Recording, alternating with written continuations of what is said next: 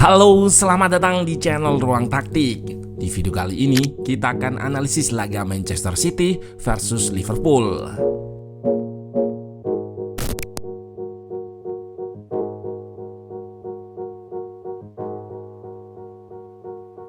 Tiga gol tanpa balas, Manchester City membuat tamunya Liverpool tak berkutik di Etihad. Dengan taktik 5 gelandangnya, Pep Guardiola sukses membuat Liverpool kembali menelan kekalahan setelah mampu bangkit di laga versus Villa dan Real Madrid. Jeremy Doku berhasil mengacak-acak pertahanan yang digalang Van Dijk dan kawan-kawan, serta berhasil mencetak gol penutup dengan skill individu dan tendangan akuratnya. Yang menarik di laga ini dari statistik yang terlihat, possession cukup berimbang.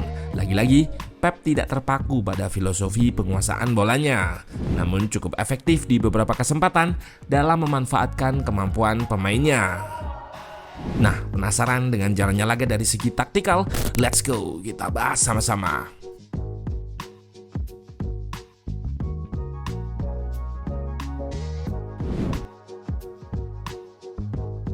Man City di atas kertas turun dengan 4-2-3-1 menggunakan double pivot yang diisi Bernardo dan Nico Gonzalez. Di depannya ada Doku, Foden, serta Cherki yang menopang Haaland di pos striker. Sementara Liverpool juga turun dengan pakem 4-2-3-1-nya. Double pivot dihuni Gravenberch serta McAllister. Wirtz diplot di kiri, sementara pos nomor 10 diisi Szoboszlai dan Salah di kanan. Ekitike ujung tombak di depan.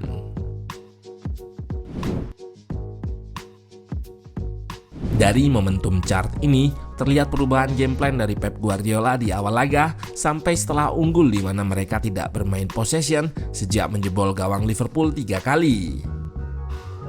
Guna mengontrol possession di awal laga, Pep build up menjejali lini tengah dengan banyak pemain. Terlihat 4 back dengan 2 center back di belakang dan 2 fullback yang mengisi sayap. Lini tengah diisi double pivot, attacking midfielder, serta winger yang masuk. Lini tengah Man City diberi lisensi untuk bergerak dinamis berotasi posisi. Nico di sini drop di antara 2 center back. Bernardo dari kiri pindah ke kanan. Foden drop dan Doku masuk ke tengah. Shape 4 back dan 5 gelandang di tengah kembali terlihat saat build up. Doku bahkan berada di tengah kembali. Ide di balik build up dengan 5 pemain tengah ini adalah untuk mengimbangi lini tengah Liverpool. Bisa dilihat tim tamu bertahan dengan kompak menggunakan 5 pemain di depan dan tengah yang merapat ke satu sisi. Kita lihat juga 5 gelandang City di tengah.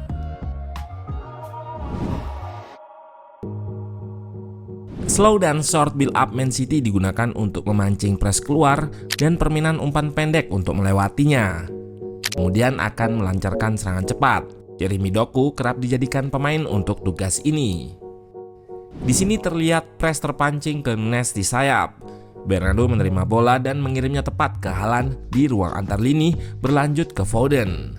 Mulailah serangan darinya ke Doku yang melakukan penetrasi 1 versus Bradley. Body balance-nya membuat Bradley jatuh. Lalu Doku tarik bola ke belakang dan menembak, namun masih bisa ditepis. Situasi hilang bola. Liverpool hendak lakukan counter press. Di sini City akan melalui press dari Bernardo yang bisa kirimkan bola ke Nico dan lanjut ke Foden. Darinya switch ke arah Doku di sayap. Winger Belgia ini lakukan penetrasi sebelum berikan true pass ke Foden. Sayang ia gagal mengontrol bola. Dari situasi build up pendek dan switch atau perpindahan ke sayap inilah Man City banyak mendapatkan peluang. Posisi Doku yang selalu melebar memudahkan mereka lakukan serangan transisi. Haaland berhasil rebut bola dan dilanjutkan kembali oleh Foden ke Doku. Ia lakukan penetrasi dan berikan cutback yang diterima Cherki, namun syutingnya masih kena blok. Pada gol pertama, juga awalnya dari build up pendek yang sudah terkepung. Doku di sini bisa melewati dan dilanjutkan umpan kombinasi Nico serta Cherki. Sampai akhirnya build up ini di switch dari kiri ke kanan.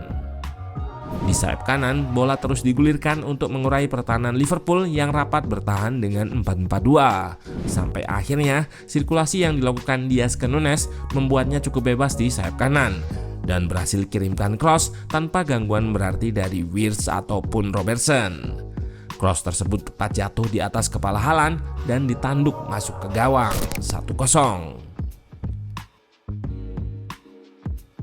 Sebelumnya Doku juga yang membuat penalti karena aksinya di dalam kotak, namun Haaland gagal mengeksekusinya.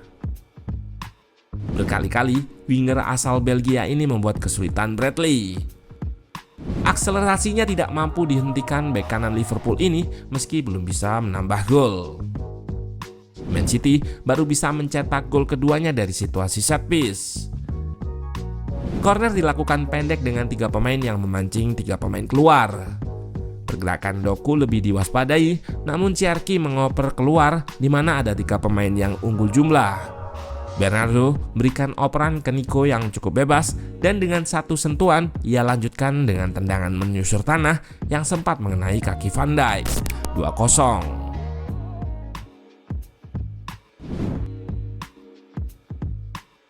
Liverpool build up dengan 4-2. 4 back relatif berdekatan dengan 2 pivot yang juga mendekat. Shape 4-2 di belakang dengan jarak yang sangat dekat. Saat press terpancing, progresi ke salah terbuka. Long pass juga masih digunakan Liverpool terutama ke sisi kanan. Tentu long pass yang tidak hanya akurat, namun lebih dulu memancing press City naik sehingga tepat guna ke belakang lini. Terlihat long pass juga diarahkan tepat di ruang antar lini atau di depan backline. Diterima dengan baik oleh Wirtz dan Robertson, namun saat bisa progresikan bola ke depan, operan Wirtz terlalu lemah. Problem Liverpool seperti tadi, ada di sepertiga akhir. Meski mencatatkan high turnover atau rebut bola di area lawan yang cukup banyak, mereka tidak bisa ubah jadi peluang. Dari 6 turnover ini, tidak ada satupun yang diubah jadi serangan atau tembakan.